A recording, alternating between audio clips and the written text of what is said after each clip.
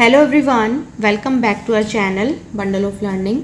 Second class में बच्चों को हिंदी ग्रामर में एक चैप्टर पढ़ाया जाता है वर्ण और वर्णमाला, जिनको इंग्लिश में लेटर एंड अल्फ़ाबेट भी कहते हैं। अभी तक जो हमने वर्ण और वर्णमाला पढ़े हैं वो सब हमने कॉमन वे में पढ़े हैं, जनरल वे में पढ़े हैं। अब जैसे जैसे बच्चा बड़ी क्लास में होता जाता है वैसे वैसे इनके क्लासिफिकेशन स्टार्ट हो जाते हैं, इनको डीपली स्टडी करवाई जाती है। तो आज हम उन्हीं की डीपली स्टडी करेंगे। हम देखेंगे कितने स्वर होते हैं, एग्जैक्टली कितने व्यंजन होते हैं, आगत वर्ण क्या होते हैं, अनुस्वार क्या होते हैं, अनुनासिक क्या होते हैं, विसर्ग क्या होते हैं, इन सब की आज हम डिटेल स्टडी करेंगे। तो चलिए स्टार्ट करते हैं। सबसे पहले हम देखते हैं वर्ण या अक्षर क्या होते हैं। हिंदी भाषा की सबसे छोटी इकाई वर्ण कहलाती है। वर्ण के टुकड़े नहीं किए जा सकते हैं। देखिए, जैसे इंग्लिश के अंदर सबसे छोटा क्या होता है, लेटर होता है, उसी तरीके से हिंदी के अंदर सबसे छोटा क्या होता है, वर्ण होता है। वर्ण का मतलब जैसे कि आ, ये क्या होता है, हमारे वर्ण होता है। तो हिंदी की सबसे छोटी इकाई होती है वर्ण, और वर्ण के कभी भी टुकड़े नहीं किए जा सकते, इनको तोड़ा नहीं जा सकता है। नेक्स्ट है वर्णमाला। जब वर्णों को एक निश्चित क्रम में लिखा जाता है तो उसे वर्णमाला कहते हैं। जैसे इंग्लिश के अंदर अल्फ़ाबेट के अंदर होता है ए, फिर बी, फिर सी, फिर डी, इसी तरीके से हिंदी में भी वर्णों का एक निश्चित क्रम होता है, और वो जो क्रम होता है उसको हम कहते हैं वर्णमाला। जैसे आ, छोटी ई, बड़ी ई, तो ये जो क्रम है ये हमारा क्या है, वर्णमाला। ये एक निश्चित क्रम है जिसको कि हम कहते हैं वर्णमाला। नेक्स्ट है वर्णों के प्रकार। वर्ण दो प्रकार के होते हैं, स्वर और व्यंजन। इंग्लिश के अंदर स्वर को बोलते हैं वॉवल्स, और हिंदी के अंदर होते हैं ये स्वर। नेक्स्ट होता है व्यंजन, जिनको कि हम कहते हैं कॉन्सोनेंट्स। तो वर्ण दो प्रकार के होते हैं, स्वर और व्यंजन। स्वर देखते पहले हम, स्वर या वोवल किसे कहते हैं। हिंदी भाषा में कुल 11 स्वर हैं। स्वरों के निश्चित क्रम को स्वरमाला कहते हैं। हिंदी भाषा में अभी तक हमने पढ़ा है 13 स्वर होते हैं, जिसके अंदर हमने बोलते हैं अ, आ, छोटी ई, बड़ी ई, छोटा ऊ, बड़ा ऊ, री, ए, आई, ओ, औ। इसके अलावा हम अभी तक पढ़ते आ रहे हैं अंग और ए खाली। ये अभी तक हमने पढ़ा है कि ये स्वर होते हैं, बट एग्जैक्टली जो हम स्वर का क्लासिफिकेशन करते हैं तो 11 ही स्वर होते हैं। अब जैसे हम बड़ी क्लास में आगे क्लास 2 में होंगे तो इसकी डीपली स्टडी करवा रहे हैं, तो यहाँ पे हम लोग पढ़ेंगे कि टोटल हिंदी में स्वर 11 ही होते हैं। अंग से अंगूर और ए खाली स्वर के अंदर नहीं आते हैं। अब इनकी हम आगे स्टडी करेंगे कि ये एग्जैक्टली क्या है। नेक्स्ट हम बात करेंगे व्यंजन, जिसको कि हम कॉन्सोनेंट्स कहते हैं। वर्णमाला में कुल 33 व्यंजन हैं। व्यंजनों के निश्चित क्रम को व्यंजन माला कहते हैं। व्यंजन कहाँ से स्टार्ट होते हैं, कैसे कबूतर से, ये हमारे क्या होते हैं, व्यंजन होते हैं। स्वर कहाँ से स्टार्ट होते हैं, ऐसे अनार से लेकर और औ से औरत तक, ये होते हैं हमारे स्वर। और व्यंजन होते हैं कैसे कबूतर से स्टार्ट होते हैं हमारे। अब देखिए इसके अंदर क्या होगा, टोटल 33 व्यंजन हैं। व्यंजनों के निश्चित क्रम को व्यंजन माला कहते हैं। जैसे स्वरों का एक निश्चित क्रम होता है, वैसे व्यंजन का भी एक निश्चित क्रम होता है। क के बाद ख आएगा, ख के बाद ग आएगा, ग के बाद घ आएगा। तो ये एक निश्चित क्रम होता है जिसको हम कहते हैं व्यंजन माला। अब देखिए कौन कौन से व्यंजन होते हैं, क, ख, ग, घ, ड़, च, छ, ज, झ, ञ, ट, ठ, ड, ढ, ण, त, थ, द, ध, न, प, फ, ब, भ, म, य, र, ल, व, श, श, स, ह। ये ह तक ही हमारे व्यंजन होते हैं। ह के बाद वाले जो व्यंजन हमने अभी तक पढ़े हैं कि श क्षत्रिय, त्रिशूल, ज्ञ ज्ञानी, ये सभी व्यंजन में हमने अभी तक पढ़ा है, बट ये व्यंजन नहीं होते हैं। तो ह तक ही व्यंजन होते हैं।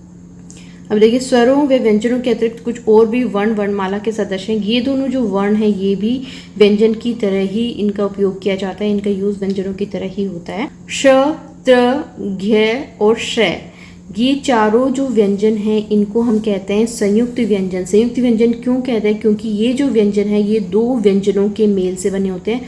दो व्यंजनों को जोड़कर इनको बनाया गया है। जैसे श क्षत्रिय जो है, श किससे बना होता है, क और श षटकोण वाले श से मिलकर बना है श क्षत्रिय। त्र किससे बना होता है, त और र को मिला के बनाया जाता है त्र। घ ज्ञानी बनाया गया है ज और इ को मिला के, और श बनाया गया है श और र को बना के। किसी भी व्यंजन के नीचे ये जो लाइन लगाएगी इसको हम कहते हैं हलंत। और ये व्यंजन के नीचे क्यों लगाई जाती है, इसका क्या यूज होता है, ये हम आगे पढ़ेंगे। नेक्स्ट है कि अंग से अंगूर, जिसको हम अनुस्वार कहते हैं।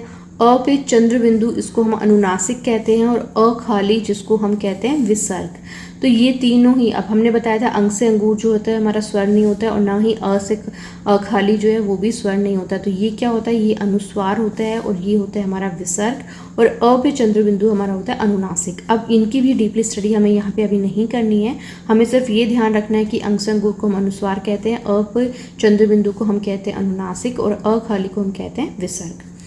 अब देखिए, ये वर्ण न तो स्वर है न ही व्यंजन है, शब्दों को बनाते समय इन चिन्हों का प्रयोग किया जाता है। अब देखिए, ये जो हम बताते हैं हमेशा कि अंग से अंगूर और अ खाली हमारे स्वर होते हैं, बट एग्जैक्टली ये स्वर भी नहीं होते हैं और ना ही व्यंजन होते हैं।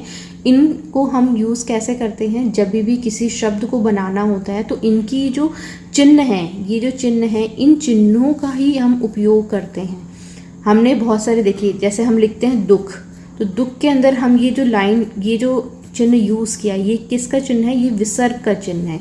तो इन तीनों अक्षर के चिन्हों को हम यूज़ करते हैं शब्दों को बनाने के लिए।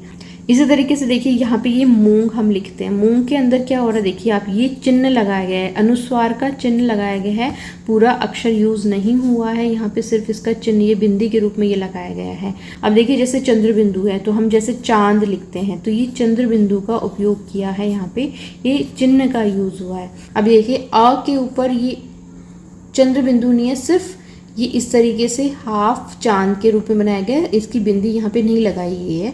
यह ध्वनि अंग्रेजी भाषा से हिंदी भाषा में आई है। तो अ के हम कहते हैं ना ऑल, तो इसका साउंड क्या निकलता है, ऑल। जब इसके ऊपर बिंदी नहीं लगाएगी, सिर्फ इस तरीके से ये आधा चांद बनाया गया है, इस चांद के साथ बिंदी नहीं है, तो ये क्या होगा हमारा, इसकी ध्वनि क्या आएगी, ऑल।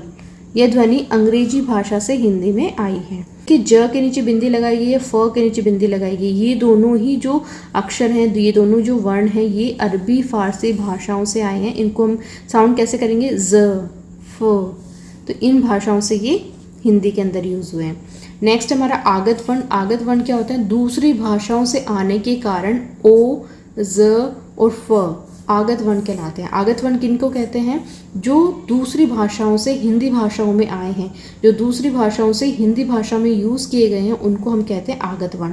अब देखिए, ज और फ ये अरबी और फारसी भाषाओं से हिंदी में आए हैं, और ये जो ओ बोलते हैं जिनको, ऑल, तो ये क्या होता है, अंग्रेजी भाषा से आया। तो ये तीनों ही वर्ण ऐसे हैं जो कि दूसरी भाषाओं से हिंदी भाषाओं में यूज़ हुए हैं, इसलिए इनको हम कहते हैं आगत वर्ण।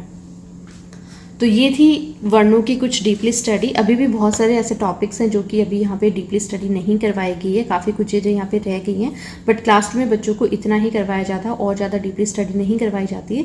जैसे जैसे हम आगे नेक्स्ट क्लास में बढ़ते जाएंगे, वैसे वैसे और ज़्यादा डीपली स्टडी बच्चों को करवाई जाएगी। सो क्लास 2 के बच्चों को सिर्फ इतना ही करवाया जाता है। सो आई होप आज का वीडियो आपके लिए हेल्पफुल रहा हो। वीडियो अगर हेल्पफुल होगा तो प्लीज़ वीडियो को लाइक और शेयर ज़रूर कीजिएगा, और अगर आप चैनल पर नए हैं तो चैनल को सब्सक्राइब करना मत भूलिएगा। Thank you so much for watching.